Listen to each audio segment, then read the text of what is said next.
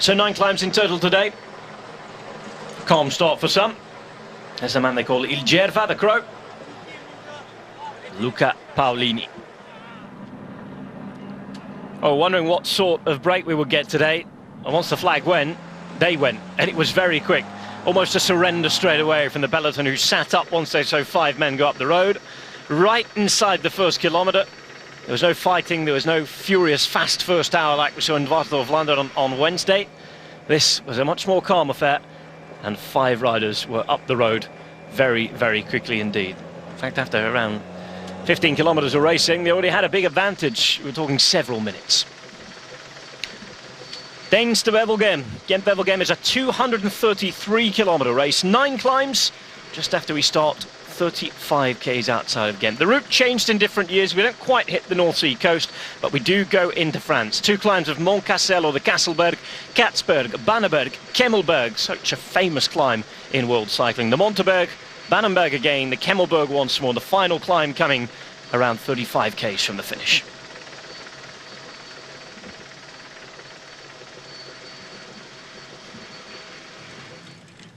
So out onto the course, 5 riders to tell you about in the breakaway. And let's get straight to it. They are Sebastian Lander, who's in the BMC jersey there in the black and red. Alongside him, Manuele Boiro further behind in the Tinkoff Saxo jersey. Agrega is there, as is Verkeren. And the other man to tell you about is Jakob Venter, just coming into your screen there, riding in the black and yellow of NTN Quebec. Well, we have 119.5 kilometres to go. Gap, they did have a maximum of around 9.5 minutes. This is the Kasselberg, 9:44 in fact, after 44 kilometres in. That's gone down now to 7 minutes 52. And a good time as any on the first climb of the day. To say hello to Rob Hells, who's alongside me in the commentary box. Afternoon, Rob. Well, what a race we've got coming up today.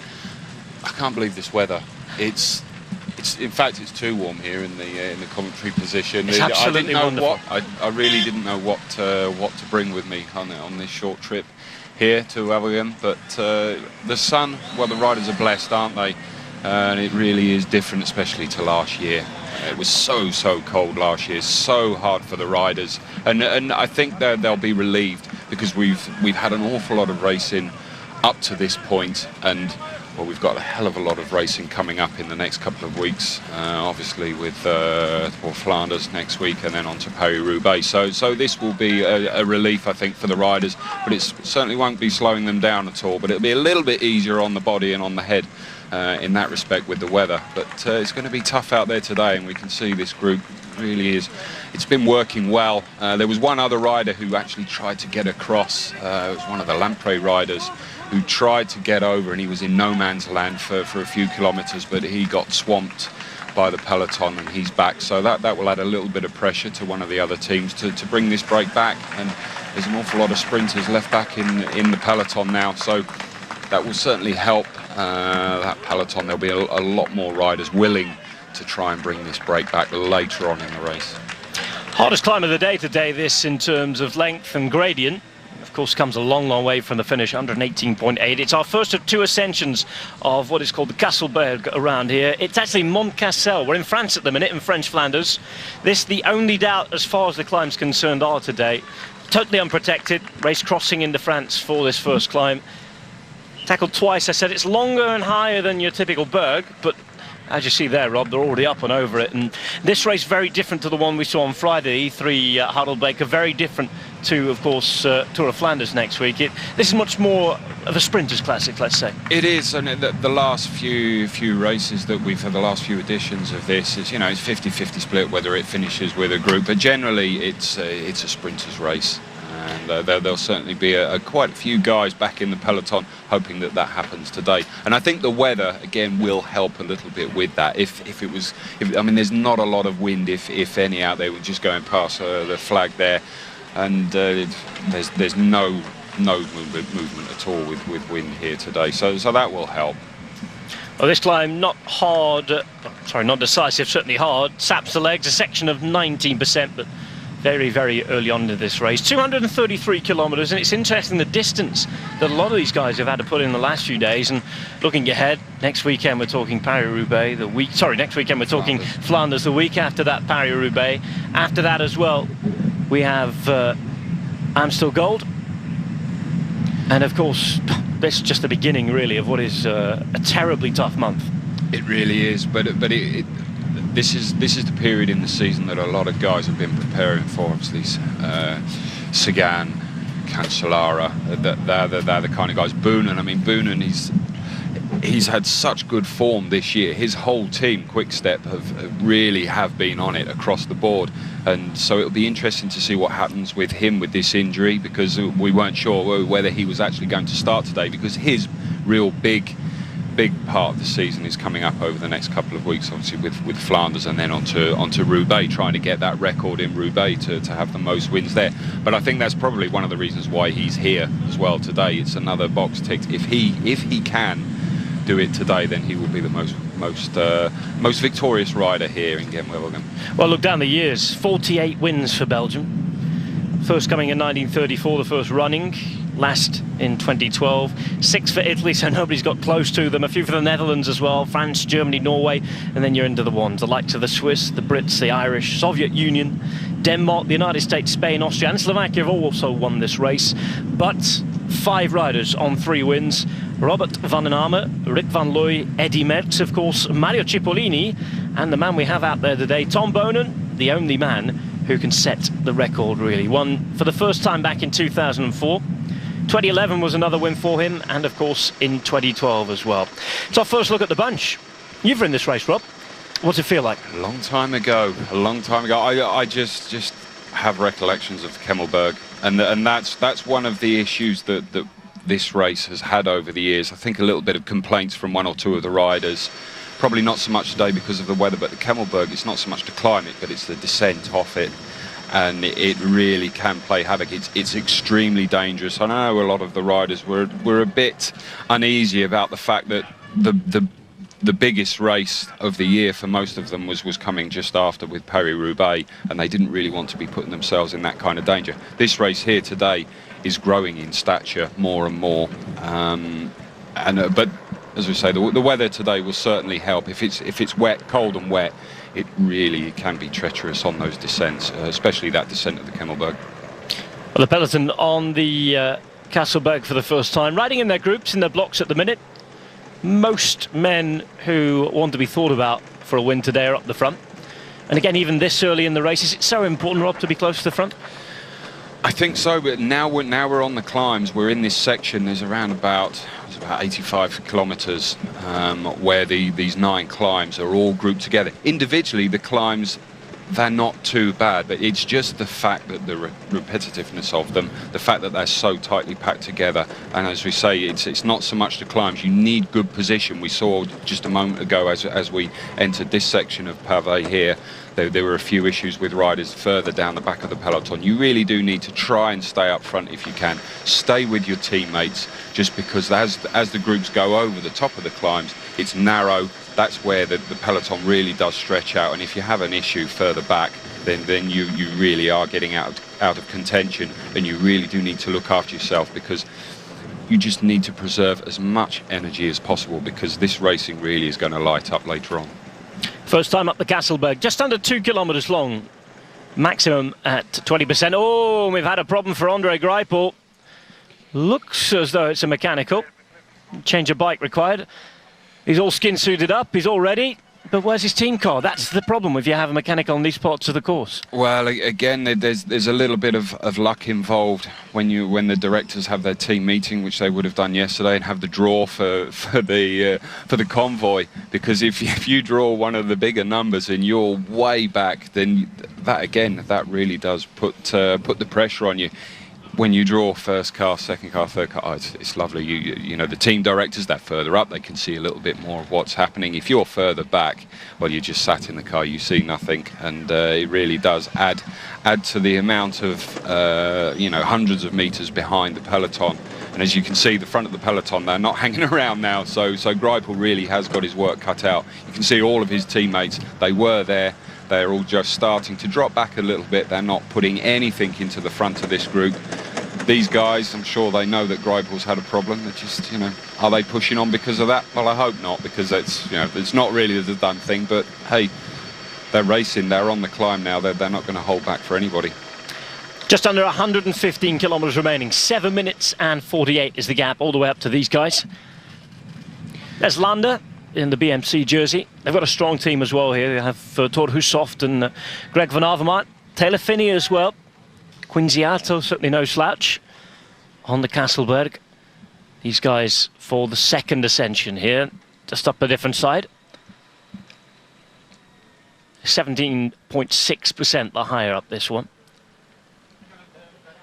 Certainly more narrow roads around here. Well, again, this is the issue about keeping position, holding position, because it is narrow.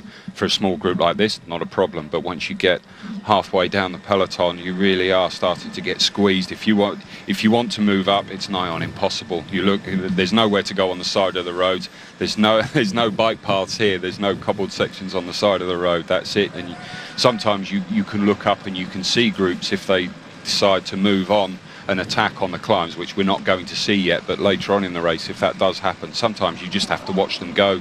You can have the legs to do it, but if you don't have the room and the space to manoeuvre, then that's it, it's game over.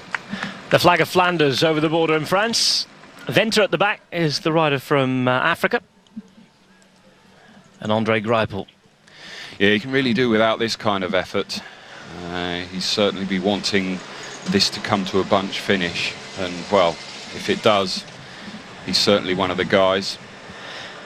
Now we're lucky enough to bring you cars, team cars this year. Onboard cameras, whenever you see that little icon flash up on the screen, it's supposed to mean that we're going into the team car. Here we go with Lotto Belisol.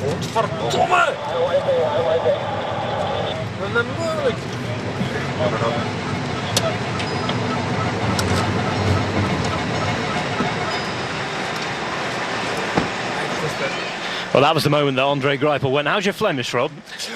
It's not great, but those couple of words there, I don't know the direct translation, but I know it's not great. They weren't pretty ones. They weren't happy, so they were obviously getting the call over the radio. Greipel, whatever it was, mechanical, and yeah, those words were basically, oh dear, something along those lines. Oh, we have a camera with Lotto Belisol. We're also in the team car with Omega Pharma Quickstep, Cannondale as well. Really good to see them with us. It's quite restrained, that, actually, from the Lotto team car then. They know they're being filmed today, I think. True. Yeah, the light was on the camera, I'm sure. Frederik Vukkelen here on the left-hand side in the blue of the Wanty Group Gobert team. Hardest gradient you can see at the minute. Just behind him, Emanuele Boiro, who's a decent time trial rider from Italy. On the left-hand side, just creeping out. The new very snazzy I Am cycling kit from Switzerland. And that's Marcel Arega. They're starting with just the one rider less, 7-man team. Everybody else has their full complement. 24 teams, 199 riders. And we had one non-starter this morning and a late replacement, in fact. I'll tell you that Guillaume van Kersbulk has come in for Stijn van den Berg of the Omega Pharma Quickstep team. Van den Berg, who was in the top 8, I think it was, here last year. We have to congratulate him. He became a father last night to baby Victoria. So, proficiat. Congratulations. Well, you can't blame him for not taking the start this morning. I think, one of the things that is more important than bike riding to pro bike riders, and well, it's having a child, certainly. He's done his work as well this week. He was fantastic the other day again. Van den Berg really is developing into one of the riders to watch at this time of the year. Off the cobbles they go then. Not each and every one of the climbs are cobbled today, by the way. Well, that was the problem for Nick Nuyens. Back wheel.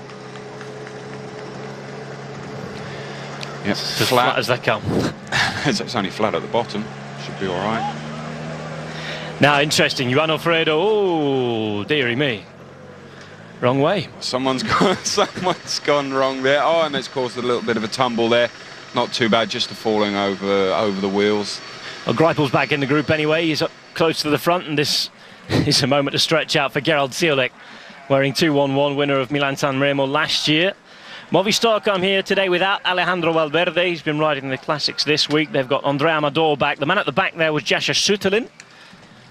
And wearing 248. Yellow Valets of Top Sport Vlaanderen. 82 is Chris Buckmans as well. Well, this is what happened. That's pretty poor from the marshals, isn't it? It's fairly 50-50. I mean, when situations, I mean, it does happen quite often, more than you would really expect. And you know, they're following the motorbike there, and it's just a little bit of gesticulation there for the camera bike. But yeah, it does happen quite often, and if you're in the good side of it, you have a little bit of a chuckle, and you think, oh, well, that's okay. If you get on the wrong side of it, you go the wrong way round a roundabout, and you take the long way round, or if you go off course, especially on a run-in, well, yeah, it's not ideal at all. But you know, we can see the front of the bunch there, just riding up. You know, it's nice and narrow. As you can see there on the left-hand side of the screen, if you are one of the riders who want to be up the front, if a move decides to go off the front of this and you're further back, that's where you just have to watch it go. Fortunately here, not a problem, the rider. They're just riding tempo because they know that the guys have just gone off course there, so no great stress. 109 kilometres to go still, plenty of time. As we say, that Greipel, there you go, a bit of cyclocross up on the grass there. Risking it a little bit. He's an interesting rider, Greipel. He's obviously one of the top sprinters in the world. But if you look back and think back to Flanders last year, what a ride he put in on the cobbles there. Is he a guy who, in the future, could maybe aspire to win one of these cobbled races? Or are they just beyond him, you think? I think the issue that someone like Greipel's got is just his sheer size. How he got himself around that Flanders course, I really don't know, because the amount of power that he needs when he's sprinting, for instance, on the flat, he's putting out around about 1900 watts, kind of around the 2000, which is absolutely immense. But a rider of his size actually needs that kind of power. Whereas a smaller rider, someone like Mark Cavendish, he's probably around about 500, possibly 600 watts less in the sprint, but he doesn't actually need the power because he's more aerodynamic. The bigger you are, the more power you need, and that's the issue that he has on sections of road like this, obviously where it's going uphill. He really is having to push himself hard, and that would have been a big effort there to get Greipel back up. But now he's up there, he can relax a little bit. He's just sat there in third, fourth wheel there on the left-hand side of the screen, and he can just once he gets over here, he's in a good position. He can relax and recover, and hopefully for him that's where he's going to stay. And what we'll find is that he's got one team rider with him there at the moment, and he'll have more gradually start to come up and start to protect him. An ass of jerseys climbing the Kasselberg for the second time, still in France at the minute. Saw a few of the Astana jerseys at the front. They're riding most probably for Borut Buzic today. They also have Francesco Gavazzi, who's certainly no slouch, and Andrea Guardini as well. A sprinter who really has disappointed since his explosion onto the scene a couple of years ago in Langkawi. An important point to make, though, that in the team car for Astana today is Jan Kirispu, who has been on the podium before here. Yeah, Kirispu, again, a rider who has been around for years and years. The knowledge that he has got. And I think if Jan is there and he tells you to do something, you do it. You make sure that you do it. He was third back in 2004. Bonen's first win, that was. Magnus Bäckstedt in second place. 107 kilometres remain. Yeah, been alongside Kirispu in a few lead-outs over the years. And his elbows, they're pretty sharp. That's for sure. You felt the force of them? Oh yes, had a few bashes off him. Frederik Willems at the back. Just in front of him was Chris Buckmans. Musée de Flandre here in Kassel. Of course, French Flanders. We're doing our best as well throughout the day to tell you about all these special zones that have been marked to commemorate 100 years since the start of the First World War in Flanders Fields, where so many people were so tragically massacred. Back with the break. That's 7 minutes 16. Nobody's going to cause a threat in this one, is there? No, I don't think so, and I don't think any of these guys have any aspirations of crossing the line today with their hands in the air. they're out there mainly to start to show off their sponsor's jersey, but also to take the pressure off of their own teammates who are back in the peloton. None of them have to be pushing the wind, but it also adds pressure, obviously, to their opponents and to the other teams, especially those sprinters teams. They're the guys who are going to have to work. They're going to have to work fairly hard to bring this back, but at 106 kilometres to go, 7 minutes and 17, it's easily doable. There's no great problem, no panic at the peloton behind, but it does add to their workload, obviously, between here and the finish. Oh, look, 6 minutes 16. Yeah, you can see how relatively relaxed the front of the peloton are here, but the time is still just starting to come down here. So I think the guys out front just getting a little bit tired, a little bit of a sting in their legs. Plenty more of tough roads to come. Well, if you're a sprinters team here, it's so important to manage this gap because you really don't want it to come back together too early before the end of these climbs. Yeah, absolutely. No point bringing it back if that group comes with kind of 30-40 kilometres to go, then that will increase the chance of other teams who don't have sprinters to counter-attack, and then you have to chase them back, and you'll be chasing groups back with fresher legs. So it's all in the timing, and ideally for the peloton and the sprinters team, they'll be bringing this group out front in the last kind of 10-15 kilometres really. That will be the aim of the game. Plenty of teams out there who perhaps might not be confident with the sprinters though. This is the Katsberg, this time for the peloton. Just 500 metres long, going past that abbey we were talking about. And more problems for Frederik Willems. Not having a great day. Little off colour. Some riders getting distance, and third climb of the day, if you're getting distance already, you're in trouble, Rob. Yeah, one of the smaller teams here, and they certainly can't afford to lose any riders. So a big disappointment for them. You can just see the difference in speed on the front of the peloton and the back there, which again why it's so important when you start to get this concertina effect on the bends and on the pinch points. That's when you really do have to accelerate on the back. So generally these guys, to make up any kind of room when they accelerate, they're having to do 3, 4, 5 kilometres an hour quicker than the guys who are riding a fairly steady, even tempo on the front, which is why you really do not want to be further back on these kind of roads. Well, Valais at the back end of the peloton is over. That's the Katsberg Abbey again. A marvellous sight from the skies. Once more, the gap just continuing to edge down. 6 minutes and 6 seconds, just over 90 kilometres to go. And we're now well into our section of climbs. 3 down, 6 to go. They've taken a climb out from last year, and it's strung out down here now.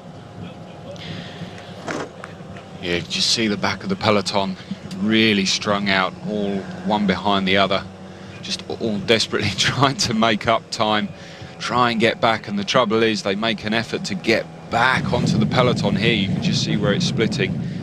They make up the room and then bang, they're up the next one, and then it concertinas out again. It really is tiring, and you can see riders just starting to lose wheels a little bit.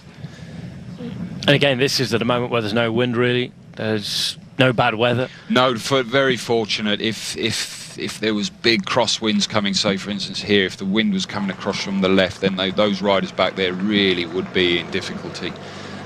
So they're possibly affording a little bit of relaxation there, not stressing too much.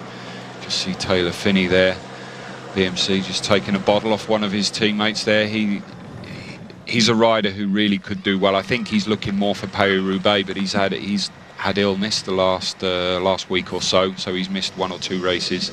So he'll be looking to try and get his legs back, get a little bit of feel back here today, and again probably looking after someone like Hushovd, who has been really attentive up the front there, BMC rider. Belgian Military Cemetery. Thousands and thousands of mass graves around here. Lots of the soldiers remaining unidentified as well. It certainly is a sombering sight. 5:51 now. This is what's happening up the front. A few riders starting to split up. Fairly active now up the front. There's 1 or 2, looks like So it's either Stannard or Luke Rove, Team Sky on the front, Cannondale rider coming through. So all the major teams just starting to move up the front now. Just apply a little bit more pressure, put a little bit of pressure on the riders further down the back. Starting to eat into this lead now. It is really starting to tumble, that advantage. Morgan Lamoisson riding for Europecon. It is indeed Ian Stannard. Good ride this on the front. This is what he loves. He's in a happy place now. Just putting the hurt on everybody else. Really starting to squeeze it and then dive into this left-hander. Everybody else is trying to catch up further back, and then they have to brake. They have to brake harder than the guys at the front, so lose a lot more speed. And then as they come out of this bend, they then have to accelerate even harder. And we mentioned this concertina effect. You really do have to accelerate and decelerate. You can see Stannard, he's just using his own line. He's used less energy than a lot of the guys behind, and he's going faster just because of that force that he's got round the bends. Just ride his own line, and Astana desperately trying to get up to Stannard there. They'll know Stannard. They know the type of rider that he is, and they know that they've got their work cut out. Manuel Quinziato, one of those trying to close the gap as well for BMC.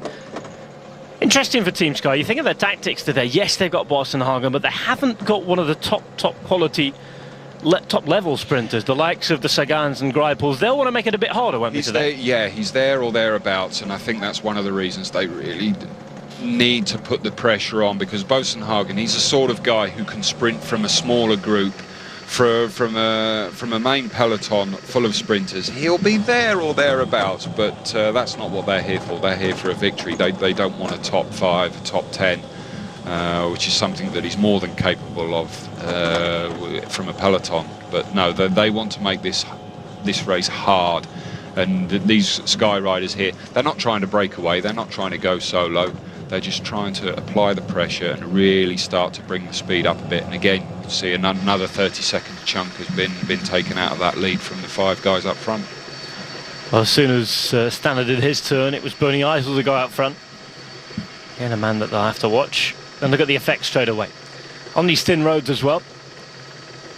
A safer way for everybody to ride, to be strong out. Yeah, no, it's an awful long way back there to that last rider. And if you're in that tail section there, looking up, it really is frustrating to look and see the front of the guys, the long line of guys. You can see where you want to be. It's so much easier to be up in this front bubble here, this top 20, 30 in the peloton. That's where you need to be and try and stay. If you're any further back, physically it's harder, but mentally it's an awful lot tougher. 5:18, almost a minute shaved off just with those 2 little accelerations. 87.6 kilometers to go. Approaching the Bannenberg, or the Bannenberg I should say. Kemmelberg after that with 78 k's left, the Monteberg, and then there's a brief cessation of hostilities all the way back into the Bannenberg again. Bannenberg, Kemmelberg, Monteberg, the 2 circuits that we take on twice here. So they get a first look at these climbs. Bannenberg comes 146 k's in. Problem for one of the giant riders. Giant Shimano with Dries de Van Eyns. Important rider for the likes of the races next week and the week after. Yeah, it looks like he's got gear problems there. Possibly lost his chain. It looked quite rough as well on the left-hand side of the road. Whether he hit a bump and it threw his chain off. But no great problem. But the top sport, Vlaanderen Welles, still that last man. Yeah, he's definitely struggling. There he is. One of the Androni riders as well. I haven't talked about them yet. Don't pose a big threat, but they do have Kenny van Hummel here. Did well winning 1 or 2 stages in the Tour of Langkawi. He says he's come here to win this week. Best position previously for him was 30th though, so he'd have to improve on that. Former Vacances Soleil man. Belkin without their plan A for this race. No one in a Hofland. He was second, remember, in Kuurne-Brussel-Kuurne last month. Staged winner in Andalusia in February. He's Got a cold though, like many. Doesn't start as one of the young Peter Sagan fans gives a wave to his heroes. This is the Bannerberg, just 300 metres long. Maximum of 20%, their average is up at 10. It's just a leg buster. Onto it, and great to see good crowds out. Road section and road quality not great here, Rob. Not ideal. It was a nice smooth section leading up to it, and I think when we go back to the peloton we'll see a little bit of a battle there, because they'll know this climb. They'll know that it's a tight entrance to it, and once you're on it, that's it, you're going to be stuck for position. Nice open road leading up to it. Gorgeous, smooth, polished surface. So they're going to be going pretty quick up there. They'll be fighting for position on this climb, because we can see here, just with these 5 riders on here, how narrow it is. And once they get onto it, the crowd really will lift them, and we'll be shouting them all the way up. It is a short climb, but it's pretty tough, and the surface really doesn't help. They might be lifting them quite literally as well, because anybody in the gutter there is in trouble. It is very narrow. Good to see so many people out there as the gap goes under 5 minutes. Sky doing a great job on the front of the peloton at the minute. Yeah, and this is the section where there'll be a lot of pressure on guys further back on the peloton as the front group go round that left-hander and really start to accelerate on the flat going down that section. The guys at the back, they'll still be on the climb, and that's where they really will get stretched. And we could see a few more gaps starting to open up, especially further back. Number 32, Rick Flens. Problem with the back wheel? Yeah, he's got a soft back tyre, slow puncture. Not a great time at all to be going back to the cars, especially for a rear wheel puncture. Rick Flens as well. Last year, towards the end of last year, I'm not sure whether there's a contract problem with him or he already had his contract for this year, but he seemed to put on an enormous amount of weight. It was getting dropped in a lot of the late one-day races, the likes of the races in Germany we see to the north, Vattenfall I think it was, and he was embarrassed. Looks in better shape this time. Yeah, weight is so important for riders. Power is obviously fairly premium, but it's no good having loads of power if you're dragging loads of weight around you, because you're using all that power. If you're a bigger guy, someone like Gert Steegmans from Amiga Pharma Quickstep, who's just come in, he's lean, he's a big guy. Greipel, they're big guys, but they're not carrying really any excess, so they've got an awful lot of power for that. Steegmans, again, is one of those guys who's got incredible power, and he really is an important, integral part for someone like Mark Cavendish, and here this week with Boonen. Pace knocked off for the moment. Jack Bauer now in the middle, the Kiwi. Really nice guy, strong guy, great time trialist. Again, a big guy, but he can climb on climbs like this. He's strong. And he's in esteemed company there, Fabian Cancellara. Cancellara. First time we've really seen him today. Not surprisingly, generally you don't see the top guys. You don't want to be seeing them. You don't want to be seeing them out the front because they're using an awful lot of energy. But he's there, he's looking calm, pretty confident. In conversation with Jaroslav Popovic at the left-hand side. He in turn on the wheel of Zdeněk Štýbar.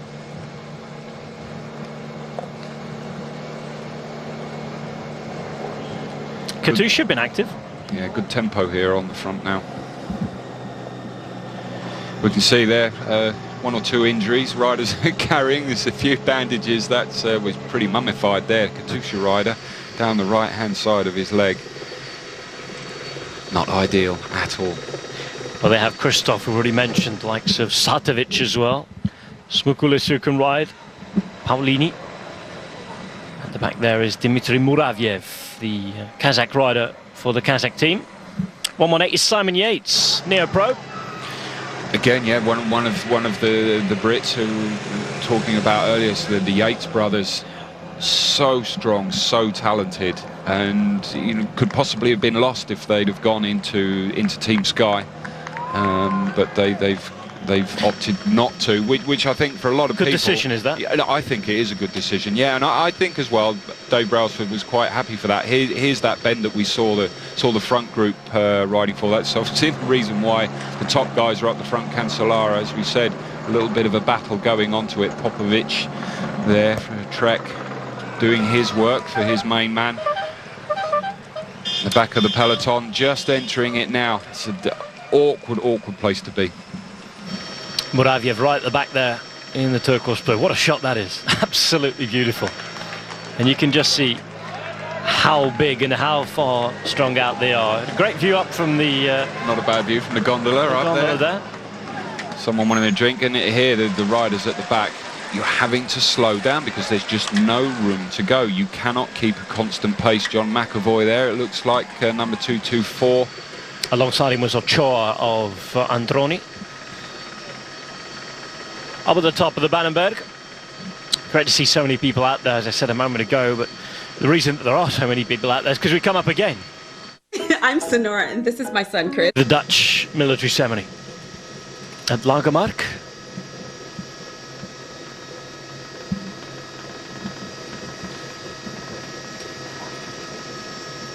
Also very close to the British-French ceremony at Popperinge.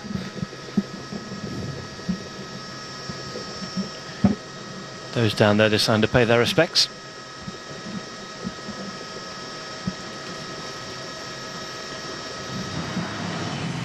Four minutes. Hearing on race radio. Venter at the front.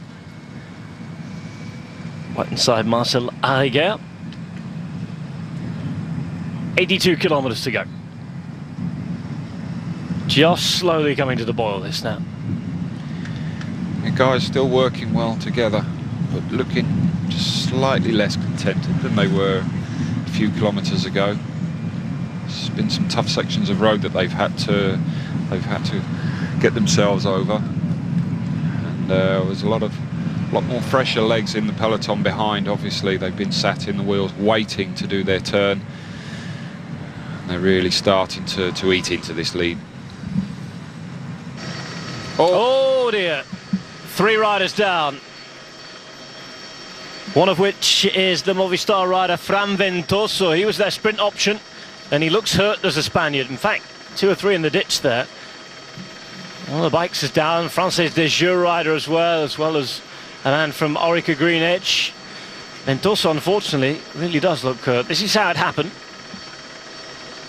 Oh, Ventoso. He's lost control completely. It looked like his chain came off and it just threw him across the road, and there was absolutely nothing that the other guys can do, and it looked like the forks and the front wheel from one of the bikes has just gone. Oh, he's not going to be coming back from that one, I don't think. He's going to be sore. Fran Ventoso just completely losing control by no fault of his own. They were starting to go pretty quick there as well. Fast section of road. You really do not want that at all. Well, let's cross our fingers and hope that the former Spanish champion and Giro d'Italia stage winner is okay. Look at this, the gap really coming down now. You said the pace is picking up. Lotto getting interested. Lotto now, quick step moving up. Oh, it's getting exciting. Belkin. Does it surprise you that Lotto, one of the teams riding on the front here? Because Greipel surely looked to have the beating of most of the sprinters in the group. Yeah, I think they're just making sure they've put 2 riders up here, so they're not burning all of their ammunition too early, but just putting them up there just to show willing as much as anything, and just to make sure. But 80 kilometers to go, 3:33, still no problem. But it's more just getting themselves up there, having a visual presence to all the other teams, because who knows, they may actually need some help later on in this race. Matt Goss on the right hand side, as we saw. This is the problem again. Look at Fran Ventoso. Well, that's nasty. That's nasty. It looks like did his chain jump. I don't really understand, but we see a front wheel there disappearing into the gutter. Absolutely nothing that the FDJ rider could do there. Ouch. That was a horrible one.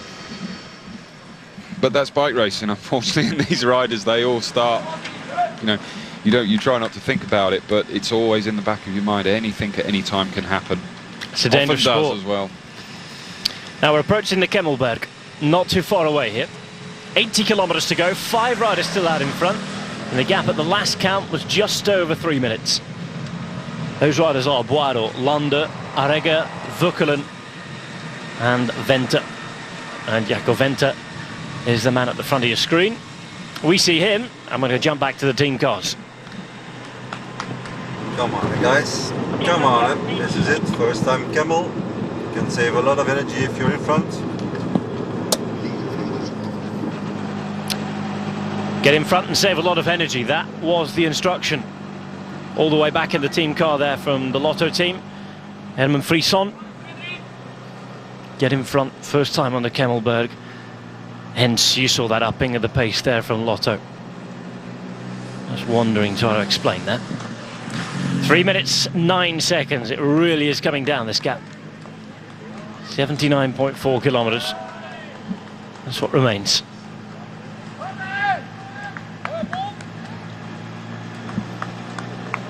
Wevelgem.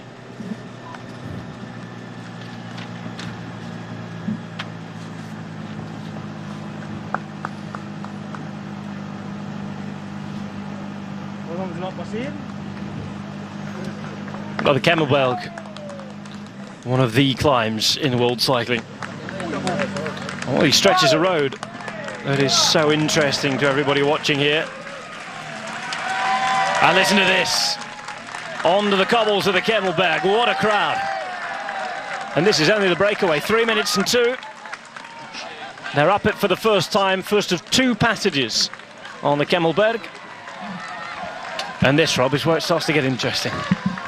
It's really starting to hurt these riders now. Number 48 there, Lander. Sebastian Lander for BMC, really starting to struggle.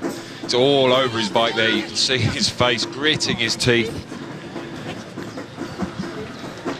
Sebastian Lander, the Dane. That's Poirot. These are big cobbles as well on this climb. It really is a tough surface, and when you're already tired and fatigued, which all of these riders will be, it just absolutely saps the energy from you. You're trying to stay calm, you're trying to stay composed, but it's so hard.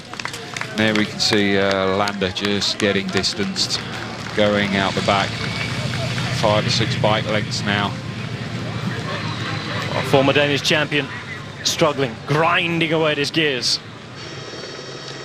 And this is the fight now to be up the front once we get to the Kemmelberg. This is one of these sections in road world cycling. Next 2 climbs, one after the other. With the feed zone we talked about, it's going to get very complicated and mixed up, and they'll be nervous anyway after seeing the crash behind as well. Yeah, extremely nervous. And quick stepper up there, obviously, for Boone, and he looked nicely tucked in there. Cancellara seems to be up there with Trek.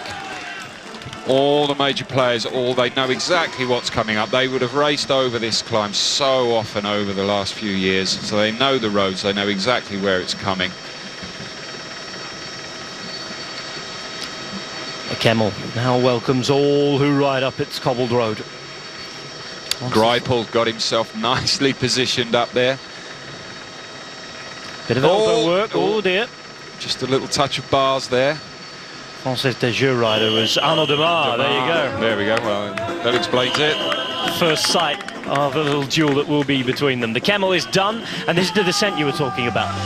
Yeah, it's changed from a few years ago. It used to be a pavé descent, but it's so narrow here, it's almost like a bike path. So here you can see them, they could go 2 abreast if they wanted to. Obviously with these bends here, this right-hand bend, it's just so tight and narrow that the peloton will be strung out over hundreds of meters, and this is why these riders here, notably Quick Step, really are starting to pile on the pressure. Boonen there, he's got his, you can see his right-hand wrist and thumb. Well, it's not giving him any trouble at the moment. Maybe it's just a little bit of sign. Is he just showing them that we saw it on the Teenberg last week as well, just before his injury, and he was just giving us a little example of how he thought. Matteo Trentin just looking across there, the Italian rider. He's more of a sprinter, fantastic workhorse, good lead-out man as well. Turhusov's right in the centre of your shot. Riding on the hoods, actually. How would you ride up here, hoods or tops? I'd be all over the bike. Generally, I'd be on the tops, as we can see Boonen here, just skirting around.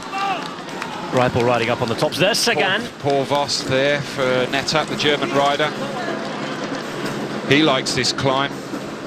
Luca Paolini there, the bearded man, the bearded one. But you can just see there's a little bit. Geraint Thomas now, he's back Just in front of Johan van Summeren as well. Yeah, now, here we go, Bonen. Cancellara it is who's going to follow him, and we've got an early warning sign and an early test ahead of next week. De Maar is the man who's going to follow them. Edvald Boasson-Hagen as well. It's getting very exciting, a lot earlier than they thought it would be. Sagan now realising alongside Greipel that he's got to be up there. Well, they know they can sprint. Cancellara and Boonen can sprint, but they can't sprint with the best these days, especially Cancellara. They really do need to put the pressure on. They need to split this up. They're doing an awful lot of damage. Geraint Thomas there, he's still struggling from his crash. Hayden Ralston just gone through, Kiwi national champion. So, Cancellara on the left-hand side in the black and white for Trek. Tom Bonen, despite his thumb injury. Arnaud de Maar. And plenty going on as well with Daniele Benati up there. An awful lot of players up in the front of this group here. Thor Hushovd. Movistar with options as well. Amador was the man. There is Hushovd. There is Boasson-Hagen behind him, Amador. Costa Rican rider who was good here last year. Certainly has a good pedigree for the classics. A big, strong guy under Amador. And of course, you have to fight. He's had some very disturbing episodes out training back in Costa Rica. He was mugged once at knife point. And, I dread to think. He's put up with the worst situations. And they again, you can see why positioning is so important. The speed that the front of the peloton are going, while further back, guys are almost putting their foot down. They're having to go that slow round these tight, narrow bends. The French and Belgian joint memorial at the Kemmel. This is the site of one of the worst massacres of the First World War. Problems at the back, problems for Sky, problems for Lucky Rowe, and problems Goss. as well. Matti Goss. Brett Lancaster there, just stopping. Does he need a wheel? Matt Goss there. He's not going to get on Lancaster's bike, is he? He's got to be about a foot taller than him. He can barely reach the pedals, can Matt Goss there. Tasmanian rider away. It's a big effort to get back on. Look at how this is stretched out, and yes, 75k's out, but Matt Goss is already going to be expending a heck of a lot of energy here. Well, I have to say that not only is he going to struggle to get back onto the peloton as it is, he's then going to have another bike change, because there's no way you can go to the finish. That, I'm sure, on Lancaster's bike, he'll possibly go back to the car and get the saddle drop down, but it's not ideal at all. Monteberg, this will be our final climb of the day next time around. 4 climbs remaining, including this. We go back to the Bannenberg, the Kemmelberg and the Monteberg again. So it's the same circuit. Our breakaway hanging out there, only just. I'm sure they expected to have things easier for quite a while now. Davide Cimolai with a problem. There's a wheel change there. It's a Pozzato. He was one of the fastest men, Cimolai, in the Lampre team. Sacha Modolo and Pipo Pozzato there for them. This, in the meantime, is Luca Dodi. He's on the left-hand side wearing 73. Just in front of him is Davide Cimolai. If you're looking for Pozzato, it's number 77. Bike wheel swap there. Cimolai, as one of the faster men, will be being helped out. 76 is Andrea Palini. 54 there, Murilo Fischer, former Brazilian champion. Now, this is interesting. Age Désert have come to make it interesting. Hutarovic and Apolonio for them. Sebastian Turgot, Damien Gaudin. They've made a couple of good classic signings during the winter. Just behind him, André Amador. Good to see Amador back. He's had bad luck with injuries as well in the last couple of years, showing great pedigree. 75k's to go. Breakaway on the next climb, or peloton approaching it. Big damage, a lot of riders trying to get themselves back. Looks like one of the Sky riders just going through there. There's a couple of them in that split, the wrong side of the split. There's another one. First it was Reimer, now it's Stauf. All back in problems. Yeah, he knows his team car's already a long way back because it's had to stop for the other rider, so he's just got to stay there and ride on that carbon. Oh, here we go. Plenty down and some hurting. Another of the Movistar riders down. We've seen Fran Ventosa earlier on. Dowsett was it, Alex Dowsett. Dowsett's there, Paulini's down. Problems as well for the Russian champion Isaichev. There is Alex Dowsett. I can only imagine that this was fairly high up the front of the peloton. Paolini and another Sky rider down, and he's not moving. They're not having a good day. They are not having a good day. Number 5 is Christian Corrin. Now the Sky rider down there. Sutton, CJ Sutton, I think, who's down. When he's really hurt is Sutton. That's another one that will not be restarting, I don't think. So we've already had Ian Stander go off to hospital. There's Nicky Sorensen involved as well. That's been a big one. I wonder if we can get an aerial shot of it as well, because a couple of Frances de Jeux riders involved. Now then, here we go. Once again, Dowsett flying through the air there. Lars Bohm caught up in it, shake of the head, he's not down, but There's a lot of position. An awful lot of good riders, a little bit too far back for my liking. That's why I was wondering, with Paolini down there, I just presumed that he would be further up near the front. This is the reason why you need to have good position up near the front. Paolini not happy. 65 as well there for Garmin's Dave Miller. Another man you'd expect to be a little closer to the front. Another crash. And that sort of day. Here we go, it's Kemmel time. And just before the Kemmelberg, we've had that nasty little incident once again. 2 climbs remain. Cannondale working their way back up to get around Peter Sagan, around 20 lengths back at the minute. It's all for Belkin, but do they know that their man got caught up in the back as well? Lars Bohm. Good riding this. Back with Lotto. Okay. Nobody was in the crash. Come on, guys. This is the moment, eh? Good position. Tony, Yogi, Andre. They're gonna go now, eh? We have to be in, eh? Come on, CB as well. Well, he wants some encouragement there. Yeah, it's good information, good encouragement as well. When you're in a position where you're starting to hurt, you need some good calm. Manuel Ebuano is the only man left of the breakaway. This is a stunning ride from him. I doubt it'll get him very far, but he's certainly earning plenty of fans on the Kemmelberg. I mean, now he's starting to tire. This is where you can see just how bad the condition of these cobbles are. The surface is absolutely horrendous. Dillier is going to have another go. You see the rest of the breakaway has been caught. And this is the battle, the fight for the Kemmel, and it just bouncing across these cobbles, looking over his shoulder. He's starting to tire now. Just trying to keep as much momentum as he can, and here we go. This is where it's all going to blow up behind. Quick Step absent. They were going to try something, but where are they? Kemmelberg, 530 metres of cobbles, maximum all the way up at 90%, and here comes Sagan now. Make sure he has to get to the front. The group's going to be broken. Cancellara is there as well. Where is Tom Bonen? So I can only see one Quick Step rider, and it's not Bonen. It looks like Stibar to me. Pushovd. Geraint Thomas for Sky is moving up. Greipel was there as well. Interesting, very interesting. There is Thomas. Good job being done. 4th wheel there, Peter Sagan. This is Manuel Ebuaro. Boonen just gone through the picture there. Trentin, there's Greipel. Good position. Looking good. Brian Kokar is still in there as well for Europe Car. Good spot there. Christoph. Here we go.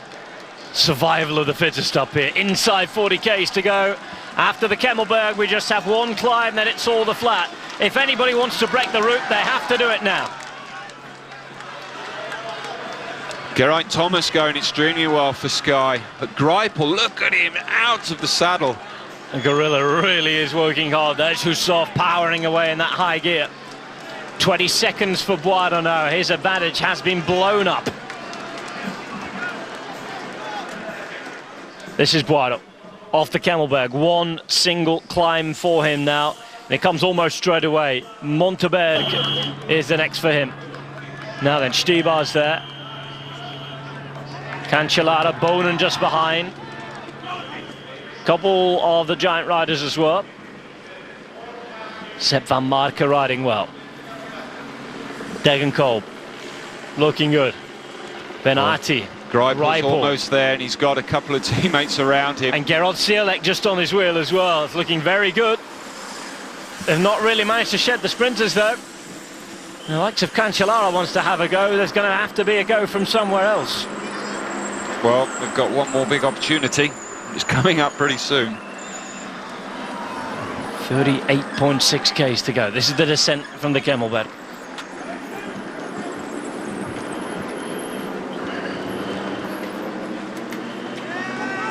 Paolini back on his bike. Johnny Hogeland going over as well there.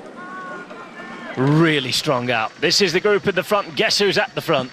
Peter Sagan. Hello. Cancellara next to him. Wants to be first when we get on to this next climb. Bonen hanging on pretty well. He's another of those riders, you know, without any mitts on. It really does surprise me, but it's, you know, each to his own. Certainly for me, I'd be scared to ride without, especially on these roads. Time to go back to the cars. How do we live the Kemmelberg? Tranquillo, Peter, tranquillo. Oh, Peter Sagan not happy about something, being told tranquillo, tranquillo, calm down. Here he is, unless perhaps that was a little affront to the fact that he was putting the pace on and they didn't want him to expend so much energy. It's part of Sagan's technique and riding style that perhaps he does make the odd mistake in using too much energy. It's youthful exuberance. He certainly gets excited, but I think he was trying to put the pressure on, but he was looking back as they went round that bend to see who was with them, and I'm pretty sure he was looking and he saw that Greipel was there. He could see that you can't miss that German national champion's jersey. He's easy to spot.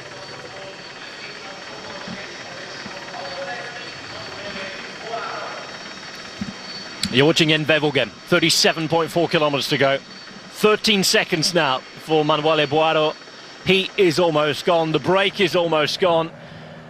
And Stibar riding hard on the front for Megaformer Quickstep. Just behind him we have Peter Sagan, Fabien Cancellara, Tom Bonen, Geraint Thomas.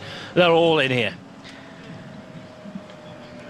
But still out front, Boaro, It's a question of honour, isn't it? it really is. And the thing going in his favour as well is the longer he can stay out here, yes, he will get caught, but the longer he stays out there, the smaller the group that will catch him. Once he's got caught, well, I'm sure he's not going to commit to anything. Will he be able to commit? He's just sit in. So what do we have to come? It's the final climb. It's the Monteberg. And then fairly flat towards the end. Bonen is there. Is there a chance here? Or is Cancellara just going to power himself away? Just trying to see if that's Degenkolb who's in there. Well, Cancellara having a look round at who is there. This is where the riders, you'll swing off the front and you'll look back and you'll just look at the combination and go, right. And you'll be weighing each other up now. Who's here? Is this safe to stay? Have we done enough, or do we really need to push on? Bonen, He wants company. He wants help here. he knows there's an awful lot of good riders, quick riders, still in this group. On to the Monteberg, final climb of the day. 1 kilometre long. Now it is time to put those under pressure, need to be put under pressure. One of the BMC riders, you only have to imagine it's Dillier going into the ditch there. He's okay, he's back on his bike. It's actually Greg van Avermaet, pardon me. Third last year for Avermaet. Thomas looking around. First look at everybody. 11 seconds all the way up to Boada, but they're not worried about him here. Benati still in this group for Tinkoff Saxo. There's Johan Alfredo. Stibar setting the pace at the front, and this is almost over for Boada. What a fight. Still pedals on. I can't see him having much left in his legs whatsoever. But again, it's taking pressure off his teammates back in that select group. Sagan just wheels off, has a look round. Still quite a big group.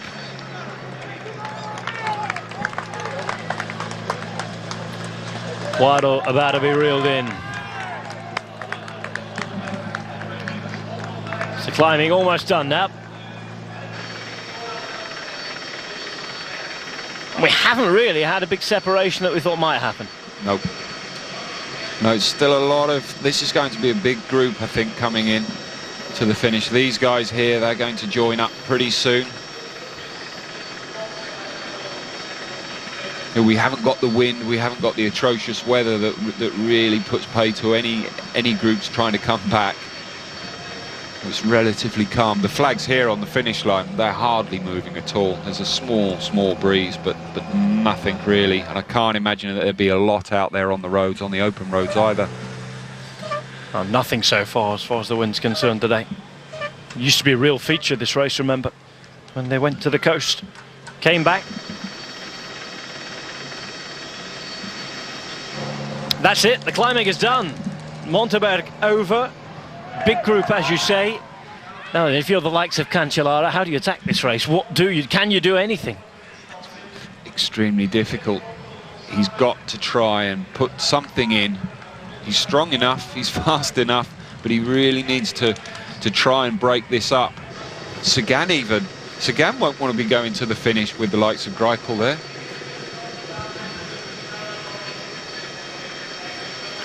Not just Greipel as well. Some big names in here, and most of them are still there. Sagan, Bozic, Bohm, Husov, Van Avermaet, Dumas. Haven't seen Tyler Farrer for a while. You have to assume he's in the group. Modelo. There's the likes of Greipel as well. Tom Bonen, yes, we talked about him. He won't be wanting to go with that. Brian Kokar is fast, as is John Degenkolb. Christoph Benati we've seen. Adrien Petit, Heinrich Hausler, Matteo Pellucci, who was hanging out the back earlier on. A lot of names. Gerald Zielek as well. There's an awful lot of riders still left in this race. Just looking at Geraint Thomas there, just on the left-hand side, white rimmed glasses. Well, again, Sky could be another of those teams' allies that don't really want it to come down to a big sprint. No, I mean, where is Eddie B? I've not seen Bosenhagen for a while. Again, presuming that he's there. Now then, Cancellara on the right, pulls away. Has a look at everybody. Checking out who's around him. 33.8 Ks to go. Now then, time to have a go. Alfredo.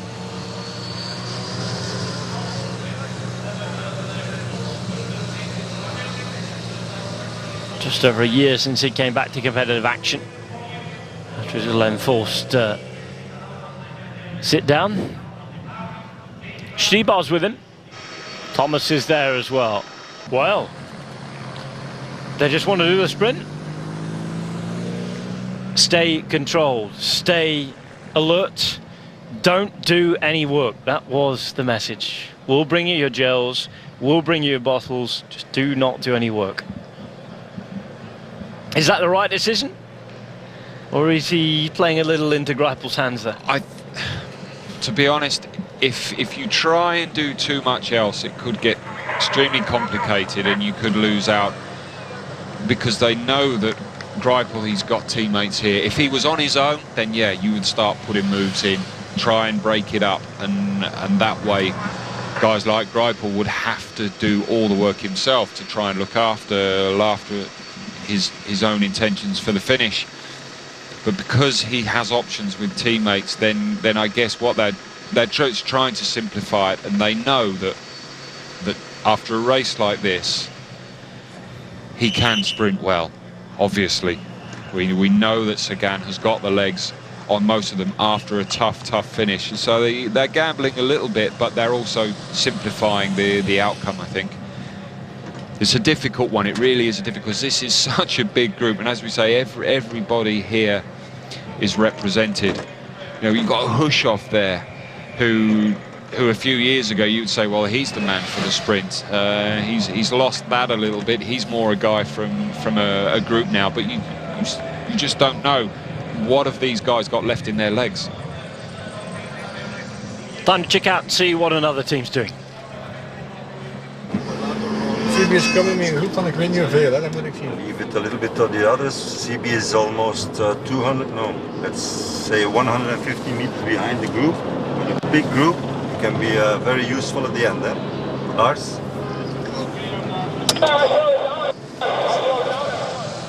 Leave it to the others.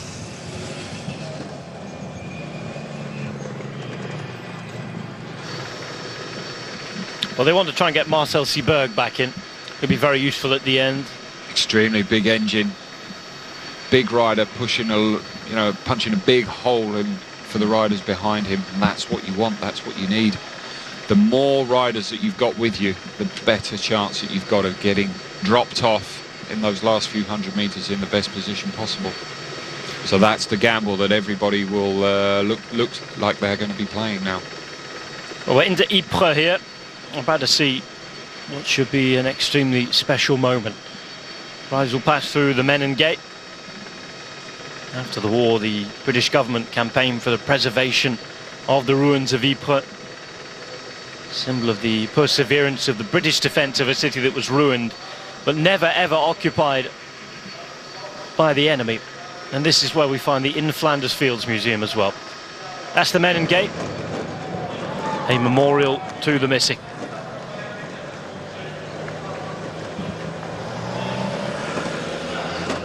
Jack Bauer, former Kiwi road champion, good time trialist, strong rider. Going well at the moment, just putting in the effort on the front there. Listen to this, they're through the gate. This is wonderful. Very, very impressive. So many people out there to cheer everybody on. Remember, we're still 23.5 kilometers from Wevelgem. This is a religion in this part of the world. Flanders Classics.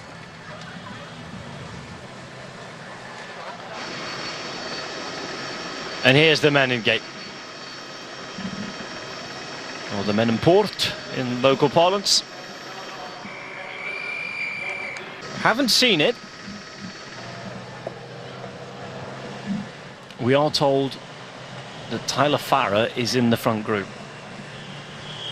By the way, we're waiting for the finish. Remember, wherever you're watching, that you can download our Flanders Classics app to get involved in all of our races this spring. See what the great Lion of Flanders, Johan Museeuw, thinks about it. Test your knowledge against him. Go to flandersclassics.be or check your app store for your mobile device. That's the Flanders Classics app. Now then, Edouard Boasson-Hagen spotted in that group, trying to get back on. Yeah, so he'd obviously got distance on the climbs, so legs probably not as good as they should be. That or he had an issue. We didn't hear anything on race radio, didn't see anything, whether he'd punctured or had a mechanical. Well, here we go again. BMC really lighting this up, and they're one of the teams that has to do, remember. They've got to make it harder. Steen de Volder getting involved behind as well. Sylvain Dillier is the man out here in front. Volder was followed by one of the Movistar riders as well. You could only assume it's Andre Amador. Now this could be an interesting group. Really starting to break up now on the front. A lot of activity. This is where teams like Lotto, they'll start to come to the front. Oh yeah, all that not doing any work business is going to stop, surely. Unfortunately, yeah, they're on the back foot now. They really do have to try and hold this together for their big man, Andre Greipel. And there is the evidence of that split. Sagan right up there. Good work this from Fabian Cancellara and Steen de Volder. De Volder's been sent up the front. There's Amador indeed with him, the Costa Rican. Dillier just behind. These are three strong riders. Remember, Steen de Volder, it's easy to forget that de Volder's won 2 Tour of Flanders. He is a special rider. Dillier destined for good things. And if this sort of attacking continues, then we're in for a very, very quick finish. Yep, they really are going to be rattling through now to the finish. Road furniture. Large one. Lone rider taking it well on the left-hand side. I'm not sure that's the right. I think that's just the long way round. Only a bit, but that's the gamble. Jongens, de Volder is weg. Kom op, oppassen hè, de Volder en zo is weg. Oppassen hè, wake up hè guys. Well, they know all about Steen de Volder. Yeah. Pay attention. Do not let De Volder go, because the thing is now, Cancellara can sit in, can relax. Well, I say relax. He's not sat back in the chair like us two, for sure, but pressure off. Unload the pressure to everybody else. Look at this. The group to watch is the one right in front. Cancellara sitting on the group behind. The minute, no need to chase. Just waits, watches. Sagan is going to send a lieutenant up the road as well, I think. So, a lot of looking around here. And this is when you need a decisive road captain. This is where it can get so frustrating for riders. You can just see he's going for the radio there, Sagan. What do I do? What do I do? He's panic earlier on. Again, the only thing you worry about with Sagan sometimes is his team. Is it up to the strength of a rider like him? Well, so often he seems to do it with his own legs. Well, he did it here like that last year, remember? This is good, very good from De Volder. Riding like an absolute animal on the front. 20 kilometers to go. Just a handful of seconds, and here we go. Time to chase it down. We saw Wilfred Peters talking a moment ago. Watch out, De Volder's in there. And this is where it has to be watched by everyone. Look at this, the group, absolute chaos behind. Destruction, his Cannondale rider now. Is that Sagan? I would imagine that's Sagan trying to go across. There's a Sky rider, Geraint. It looks like Geraint Thomas. Trying to make a selection. Buzic surely has to be going with him as well there. Or is that Gavazzi? We shall see.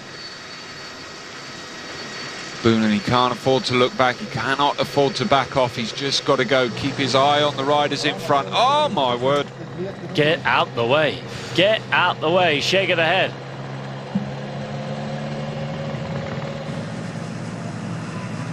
Amador, Dillier, De Volder. What's Dillier got left in his legs? He's been so active today. He's ridden fantastically. Sagan, in the meantime, is back in it. Thomas as well. Thomas, you can just see him right in front of Cancellara. Good ride this at the moment by André Grifko. Sagan, in fact, has stayed a few bike lengths back. No, Boonen, I don't think he's going to be getting across to this on his own. Not at the moment. So what was the reaction to this attack? Come on, er naartoe, kom on, 15 meter nog. Kom op, Guillaume. Dat is een ideale situatie voor ons. Jon van Kerspolk, in fact, is the rider chasing. 15 meters, come on, come on. And Kerspolk always brought in at last minute, and he's not going to do anything here. Similar in appearance to Tom Bonham, very, very similar. Van Kerspolk it is, who is struggling. Wilfred Peters willing him on, but it's not really helping. This is a good ride. Bottle, Forstein, De Volder. So 18 kilometers to go. Rob, one, did you expect this? Two, what can they do? Well, it's a tough bit of road, and here we can see Keersbrook, no, it's game over. His legs have dropped off. Really is starting to struggle, and the group behind, well, there's a little bit of panic. No Lotto at the moment up the front. Still fairly early. 17 kilometers to go, 14 seconds is the gap. It's easily doable. They're in sight, so they can gauge it. A few Cannondale riders just starting to move up. Well, Cannondale can't afford to miss this, just in case. They will be kicking themselves if something goes away here. Okay, you get the feeling that this gap is such a small one, though, that once sprint teams do get interested, it can be brought back straight away. Yes, yep, they've got the numbers there. It's a little bit of a standoff between some of the other teams. Well, wind's starting to blow a little. Not particularly strong, but just starting to see a few flickers. There's Amador on the left-hand side. Really puts the pressure on. De Volder, teeth gritted, quick look behind. Dillier has been strong all day. It's amazing that he's still contributing to this group. But Amador and De Volder are two very, very strong riders. And, well, for the minute, there's no real panic here. And in the meantime, there's a nice little carrot there for Cannondale to chase. Just makes it that little bit easier. Physically, you're still slipstreaming slightly, but psychologically, it's a lot better to have a rider just dangling out in front of you. To say that, quick step runner just swings over. That's it, game over for him. Well, Van Kersbulk is tired. 21 seconds now. Quick check on the radio all the way back. The man wearing 102, Ilio Kesa. Now Lotto finally get involved. Hopefully you can see a few of these conversations in just a moment's time. We're seeing them on delay for obvious reasons. We don't want to offend any of the viewers at home who might understand the more heated conversations that are on offer. I don't know what you mean. They'll be all cool, calm and collected back in the cars, honest. Cup of tea on China. Might find out in a minute. Let's hope so. Stibar's up there. Longo, ho detto solo Maranga, Longo, vieni dietro, digli a Longo che stia dietro. Solo Maranga tira. Well, they want to save ammunition. They're telling Longo Borghini to come back, don't be in the front. They only want Marangoni riding on the front. Only Marangoni. Yeah, well, they've all got a rider up here, which shows a presence. Quick step. There's Boonham, obviously with that that bandage still on his hand. How is that thumb? How is his wrist holding up? Well, he's done all the hard bit. He's ridden himself into a good position, but again, it's going to be so hard here. 24 seconds, the gap continues to grow on the left-hand side. De Volder, Dillier, working hard. Amador. We are speeding along to the finish.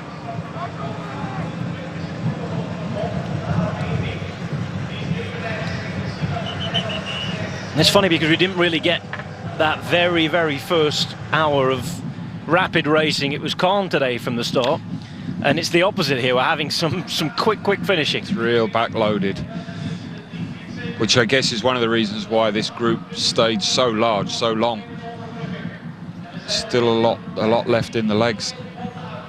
Well, that break went inside the first kilometre, and everybody almost sat up. We were watching it live and almost couldn't believe exactly. But it was after all the kilometres they've raced the last few days, it's almost as okay, let's have a couple of hours of almost time off. Yeah, you are. You often find the first 30 minutes, 40 minutes of the race, you get these attacks, and the momentum from the peloton behind is so quick. And then once they start to get a little bit tired, the combination goes, and then they decide, right, that's it, enough, let that one go. But this one went straight away. As you say, within the first kilometre, bang. Van Kersbulk and Velits on the front. Look at Quickstep. They have the top 10 positions, probably half of them. All the way at the back and waiting is Tom Bonen. A couple of Sky Riders taking the longer way around. Oh, there's a long way around, because there's going to be some bunny hopping required to get across, you feel? It's always a disappointment when you... Well, look at that. 32 seconds now, 13.8 kilometres. There has to be some organisation here, doesn't there? What is left in the legs of the riders working behind? Not a lot. Dillier, Amador and De Volder. Amador Bakaskova, Ukrainian mother of a Costa Rican family. Interesting mix. Brother's a cyclist as well. Great work from Dillier. Superb contribution for him, whatever happens here. And here comes Amador. Movistar, one of the top teams in the world at the moment. UCI World Tour till Skies wins this week. They were leading that. Good to see this man back though. He's had his trouble. He wasn't really enjoying himself at Quickstep. De Volder making it very, very hard for those behind. And if Cancellara had nothing, this man has found his way out there ahead. And it really does plant the seed of doubt for next week as well with these two, because they can work in tandem well. Yeah, they really can. But just going on with De Volder there, it's interesting to see the combination of riders and teams. You have to pick your teams so carefully and think about it. You don't just go for the money, obviously. You have to look at the combination of riders who you have there, and they have so many of the big top Belgian riders in Quick Step. You could get lost in there, and this is something that a lot of the riders find. Once they're in a team, they struggle, and then they move to another team, and all of a sudden it's like they get a new lease of life. Marangoni on the front. Now they contribute 2 men, Gannondale. Longo Borghini's there as well. There's some organisation here at least. Well, they need to. 35 seconds. It's going out, and it's just one long, straight, hard road, this. He'll be happy about things at the minute, Fabian Cancellara. He's happy, yeah, for sure. He's in the wheels. Teammate up the road as well. Looking for Francis Dejeune, Arnaud Demar. Paul Hussoft all the way up there as well, as is Christian Gnees. Gaps that is so dangerous, and we wondered when those two went away together, not just De Volder, but De Volder and Amador, with Dillier working hard as well. 2 of the strongest riders in the whole peloton, De Volder and Amador. What is going to be interesting with these 3 guys up front now is, are they going to ride all the way into the last few hundred metres together, or are they going to start saying, right, is one going to attack the others? Is one going to start sitting on? Because once one starts sitting on, then the other 2 will look at each other. How far into this race, how far from the finish are they going to get to that point? Oh dear, oh dear, oh dear. A few down right towards the back. Yet again, it's Sky. Yet again, it's Thomas. Paul Voss for the 2nd time today. Greipel is down. And Greipel has gone. Dear, oh dear, oh dear.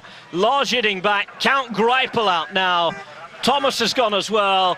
And is that Tyler Farrar? Yes, it is. Well, unbelievable to get here we go far into the race. So Lotto won't be riding now, and it is just innocuous. Right in the middle of the peloton. Unbelievable. Somebody's sleeping somehow, and that happens. And for Geraint Thomas, well, he cannot stay on his bike at the minute. 2 NetApp Enduro riders. NetApp riders are Daniel Sean and Paul Voss. Sean on the right-hand side, Voss on the left. There's Thomas on the top right-hand screen. And, of course, Tyler Farrar. A few people, our friends here in Belgium, talking him up today. Well, he was there or thereabouts, wasn't he? He had his teammates up there riding for him. And that's just going to help the break, because confusion in the bunch. Who rides? Lotto certainly don't ride anymore. Lotto I'm going to ride now. It's Cannondale. Andre is down, kan minder niet hè.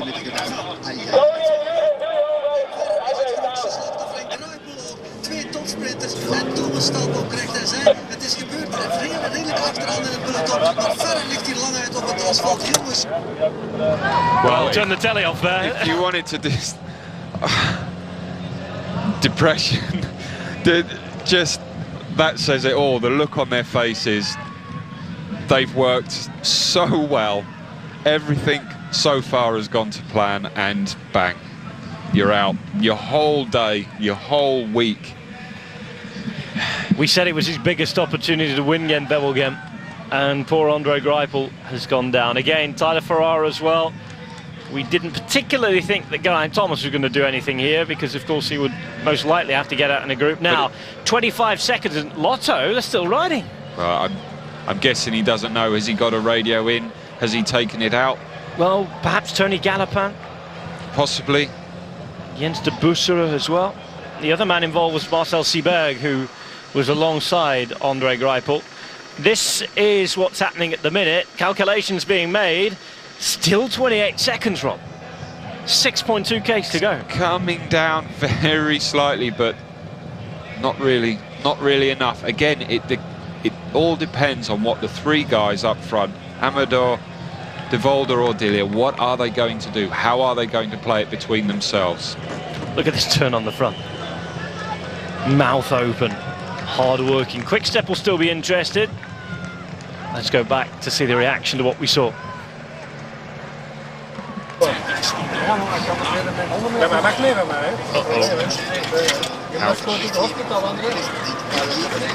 get to the finish, please. Corande Greipel. Such disappointment. Feel for him. He's one of the good guys in the belt, Andre Greipel. He's a hard worker. I know he's got a lot of fans, even amongst his peers, even amongst his biggest rivals. There's so much respect there. To have dragged himself over the roads that we have, to get himself into this position. Now we have to start thinking about this, because, like you say, they're still working together at the minute, and you get the feeling that they need to work together. Only in the last kilometre they can start having a look and have a think about anything else. Yeah, what do they do? How do they play this out? One thing's for sure, they are going to have to continue to work like they are. As long as they possibly, as far into this race as possible, within the last, well, the last kilometre really. If they start playing up and playing cat and mouse any earlier than that, then as we can see, the peloton really are starting to ride now. It changes things a little bit because you've lost Greipel, you've lost Farah. That's it. The onus now goes on to Bonin gets a lot more interested. You think, oh, I've got a bit more of a chance now. Here we go, 22 seconds. Quick Step suddenly getting involved, suddenly getting interested. They had their train together, everybody's fit and healthy. And look at that, they have Bonin, but yes, they also have Nico Maas, they have other riders, they have Ilio Kesa, Stegmans, Trentin as well. It's not just a one-man option. No, they do have options, which again creates a little bit of a problem. Which ones do you put on the front and which ones ride? Lotto, they're still riding hard, so are they going for their other options? Galopin. 21 seconds with 4.3 kilometres to go. It's exciting. This is a brilliant finish to get Wevelgem. 3 riders out. The first look around there from Steen de Volder, perhaps saying we need to keep going because the gap is down to 20 seconds from around 36 is the biggest one they had. Well, we're on the smaller, slightly narrower roads, twisting and turning, so they're going to be out of sight for quite a lot of the time now, and it is true, out of sight, out of mind. 19 seconds, 4 Ks to go now. De Volder at the back in his Belgium national champions jersey. Peloton is getting more and more restless. 17, 16 seconds. Oh dear, oh dear, oh dear. It really is coming down now. This is a great job being done. I would say that one man who's going to benefit is Peter Sagan. His team hasn't done too much work. No, they've got a man on the front now. There's Velits who peels off. He's done a big term for the last 15 Ks. Yep, his job's done. But yeah, Cannondale, they haven't done much at all. Van Kerspook now on the front for Omega Pharma Quick-Step. BMC on the left-hand side. Belkin as well involved as well. Giant Shimano. Let's not forget about John Degenkolb nor Alexander Kristoff on the right-hand side. Remember, winner of Milan-San Remo. There are so many options in here. And with 12 seconds, 3 kilometres to go, it's hard to make the call. Because this certainly isn't your cloud. Well, it isn't now because we've lost the big sprinters. This is more of a slog with the amount of kilometres and the tough roads that we've had. This isn't a classic flat day sprint finish. So this is so open at the moment. And you can see it. They're hunting, they're gaining 10 seconds now, 3 Ks to go for the peloton. You have to fear and feel for De Volder, Amador and Delia. It's been a superb concerted effort, and it's been the exciting part of the race today. 3 guys out front, they've had to apply as much speed. They've just had to put their foot down all the way, because otherwise these guys, there's no way they were going to bring them back. And now it's touch and go, you know, it really is touch and go. 2.5 kilometres to go. Steen de Volder with a renewed effort. Everybody working together once again. Dillier just behind him. This is what's chasing on behind. We've had so many crashes today, so many nasty ones as well. Such unfortunate incidents. The biggest one involving Andre Greipel at the end after the job had previously done perfectly. 2 kilometres to go. Still the gap holds. De Volder is in front. Dillier is there. Amador is with him. Dillier tiring, surely. This is at the point where they're going to start to look at each other, I'm sure, and go, you know what? I'm going to have to miss a turn here. I'm sorry, because I'm just... There's no way they want to ride all the way in and then just let their breakaway mates get across the line in front of them. There's no way they're going to want to ride them. They're going to have to start playing cat and mouse in a minute, but they can't afford to. This is the trouble. They're caught between a rock and a hard place. Well, they're attempting, but I'm afraid not today is going to be the message. A Mega Farmer quick step en masse. Look at that, though, from Steen de Volder. He will not give up. Giant Shimano coming to the front as well. And look, Tor Hussoft. Hussoft's there, menacing. It is so open. Christophe, is that Christophe there with him? Christophe just on his Giant wheel, Shimano, they're all there. 1 kilometre to go through the Flamme Rouge. The break has gone and it's going to be a sprint. Amador attempts to take a flyer into the final kilometre, but De Volder and Dillier have gone. And here is Peter Sagan on the left-hand side. Don't count anybody out yet. Sagan, look out for him. Winner 12 months ago, winner 2 days ago. And here he is, third wheel, perfectly positioned. Lampre as well, remember, Sacha Modolo.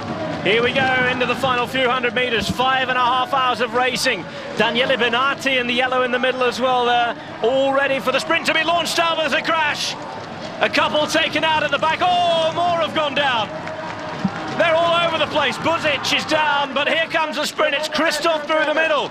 Christophe on the right-hand side in the red. Sagan is coming on the left, though. And look out for Degenkolb. Demar behind him. It's Degenkolb at the minute. Degenkolb, Demar. It is John Degenkolb. Wow.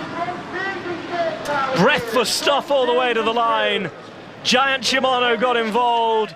Unfortunately, we had crash after crash after crash, so much so that it almost distracted us from the main event. Looks like the Australian Zach Dempster again going over the wheel in front of him, taking everybody else with him by the looks of it.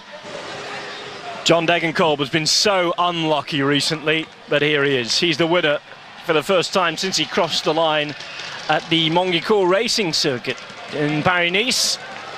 All the talk about him for Milan-San Remo didn't happen in the end, but well, he's a happy boy there, and he deserves his win. Well, he had to take that all the way to the line. He couldn't afford to back off and put his hands in the air until he got right up to the line there. That was one hell of a battle there. But here we go, Rob, talk us through the sprint. Well, we've got Lampre leading out. Christophe it is who takes it up with Hussoft. Oh, we could see the Astana rider there who went over the wheel to start with. Sagan goes, he takes it up with Degenkolb.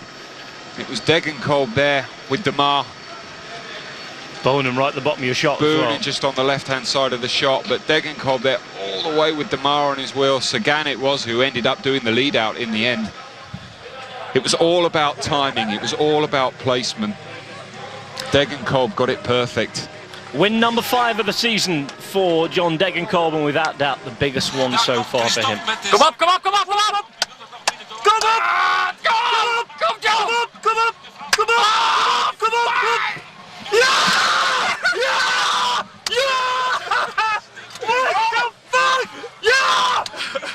Well, we apologise if anybody's offended by the language there, but I'm sure you can understand the elation in the team car. I think that's the polar opposite to the reactions from the Lotto car just a few kilometres ago.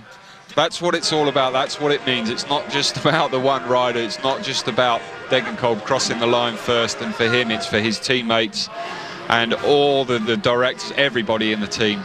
What a day for them. Superb day. Well, he won the first 3 stages of the Tour de Med this year. Montagnard-Roussy and Saint-Remy-de-Provence. He also won in France on Paris-Nice. This was his moment again. Sagan just running out of gas on the left-hand side. Demar trying to get through. Degenkolb, look at him powering through the gears. Great win. No wheelies for Sagan this year. Not even close. They'll be disappointed. And again, perhaps you have to think and question about the team tactics there as well.